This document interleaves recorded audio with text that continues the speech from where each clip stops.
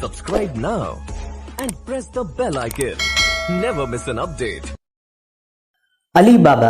दोस्तों, आज हम आपके साथ जैक मा और उनकी कंपनी अलीबाबा की रिमार्केबल इनोवेटिव माइंडसेट से भरी कहानी शेयर कर रहे हैं।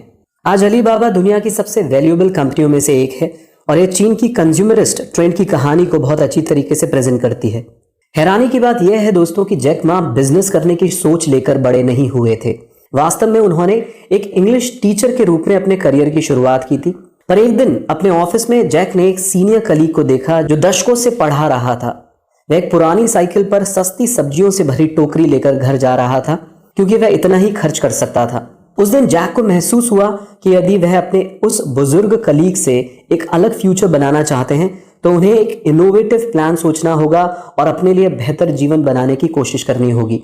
इसी सोच के साथ जैक मा ने 1995 में अपनी पहली कंपनी हैंगज़ुओ हाइबो नेटवर्क कंसल्टिंग को शुरू किया, जो चीन के सबसे पहले इंटरनेट बिजनेस में से एक थी। जैक की यह कंपनी ने होम पेज और सरल वेबसाइट्स बनाना चालू किया जो अन्य चीनी बिजनेसेस की कॉन्टैक्ट इंफॉर्मेशन को लिस्ट करके उनकी वेब प्रेजेंस को एस्टैब्लिश करने की कोशिश कर रही थी। चीन में इंटरनेट सेवी बिजनेसेस काफी कम थे दोस्तों, पर जैक मा ने यूनाइटेड स्टेट्स और सिलिकॉन वैली से इंस्पिरेशन ली। उन्हें यकीन था कि वो आने वाले सालों में एक बहुत बड़ा प्लेटफॉर्म क्रिएट कर सकते हैं। 1999 तक जैक अपने अगले बड़े आइडिया को लॉन्च करने के लिए लगभग तैयार थे।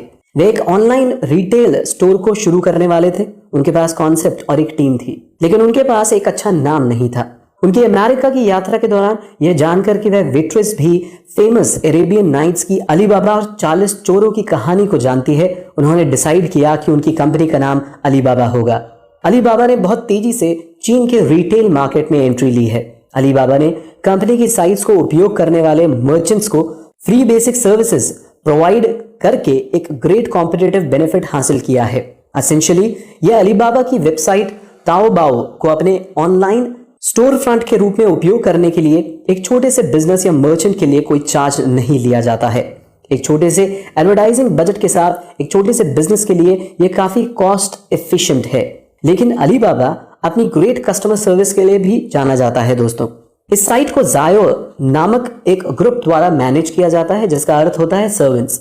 यह लोग कस्टमर्स और वेंडर्स के बीच जनरेट होने वाले किसी भी कॉन्फ्लिक्ट के लिए मीडिएटर्स के रूप में कार्य करते हैं।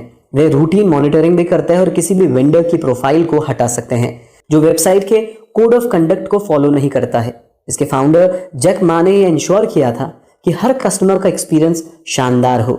इस पर्पस के लिए यह इंश्योर किया गया कि हर अलीबाबा एम्प्लॉय दिल से कंपनी के इस मंत्र को जानता हो कि कस्टमर फर्स्ट, एम्प्लॉय सेकंड और स्टेक होल्डर्स थर्ड। ताओबाओ की लोकप्रियता उसके हाईली इंटरैक्टिव शॉपिंग एक्सपीरियंस के कारण भी है दोस्तों। जैक का अपने एम्प्लॉयज के साथ भी मजबूत कमिटमेंट है और उनकी लीडरशिप स्टाइल मोटिवेशन और लॉयल्टी बनाए रखने पर फोकस करती है। इसके कारण कई अलीबाबा एम्प्लॉयज कई सालों से वहां काम कर रहे हैं। अलीबाबा के एम्प्लॉयज को अपने खुद के कैंपस में रहने के लाभ भी मिलते हैं। इस कैंपस को जैक मा अपने एम्प्लॉयज के लिए एक अच्छे गिफ्ट की तरह देखते हैं। 2.6 मिलियन वर्क फुट में बनी इस जगह में exercise rooms, coffee shops, organic food stalls और एक विशाल मैनमेड लेक भी है दोस्तों। और आसपास घूमने के लिए कॉम्प्लीमेंट्री साइकिल भी दी जाती है। एम्प्लॉयज के पास हर कारण है कि उनकी अच्छी तरीके से देखभाल की जा रही है। अलीबाबा को एक इंटरनेशनल कॉम्पिटिटर के रूप में माना जाता है दोस्तों, जो किसी भी सिलिकॉन वैली कंपनी को टक्कर दे सकती है। लेकिन यह भी क्लियर है कि अलीबाबा स्मॉल बिजनेसेस के लिए बनाई गई एक सर्विस थी। 2000 के दशक की शुरुआत में अलीबाबा रिटेल मार्केट में अपनी जगह को सेव करने के लिए लड़ रहा था, लेकिन उनके सबसे बड़े चैलेंजर्स में से एक ईबे का सामना करने के बाद चीजें बदलने लगी। ईबे ने 2003 में चीनी मार्केट में तूफान की तरह से एंट्री लेने का प्रयास किया, लेकिन उन्होंने अलीबाबा की प्रेजेंस को अंडर एस्टिमेट किया था। ईबे की स्ट्रैटेजी एक मौजूदा चाइनीज कंपनी को खरीदना था जो उनकी जैसी सर्विसेज देती हो। उन्होंने चीन के online consumer to consumer businesses का 90% कंट्रोल कर लिया था और इस खरीद के बाद कंपनी का नाम ईबे ईचनेट रख दिया गया था। लेकिन जैक मा ने उनका डटकर सामना किया और उन्होंने अपनी लोकल और कल्चरल समझ का फायदा उठाकर आगे से आगे अपने आप को बढ़ाते गए। सबसे पहले उन्होंने एक सब्सिडरी साइट ताओबाओ बनाई। उपभोक्ता द्वारा बेचे जाने वाले प्रोडक्ट्स के लिए ऑनलाइन हैंडलिंग पर उनका फोकस करने के साथ उन्होंने कंज्यूमर सोल्ड प्रोडक्ट्स के लिए उन्हीं कस्टमर्स को टारगेट किया जिन्हें ईबे टारगेट कर रही थी। ताओबाओ के लॉन्च के पहले 4 महीने में जैक मा ने इस बात को छिपाकर रखा कि ताओबाओ अलीबाबा द्वारा ओन्ड कंपनी है, और उस समय यह नई सर्विस तेजी से ईबे ईचनेट से कस्टमर्स को छीन रही थी। दोस्तों, आखिरकार 2004 में ईबे ईचनेट एक अमेरिकी होस्ट के पास चली गई, जिससे इसकी चीनी मार्केट में मिलने वाली अपॉर्चुनिटीज खत्म हो गई, क्योंकि चीनी सरकार ने अनडिजायरेबल कंटेंट को रोकने के लिए फायर वॉल्स लगा रखे थे।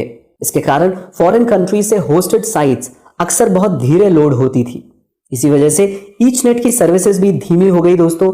इसलिए कस्टमर्स ताओबाओ द्वारा मिलने वाली फ्री, फास्ट और फन सर्विसेज की ओर बहुत अट्रैक्ट हो गए। ताओबाओ ने अलीबाबा को चीन के ई कॉमर्स बिजनेस पर कंट्रोल करने का मौका दिया, और जैक मा ने आखिरकार एक ऐसा बिजनेस डेवलप किया जो बहुत अच्छी तरीके से पैसा कमा रहा था।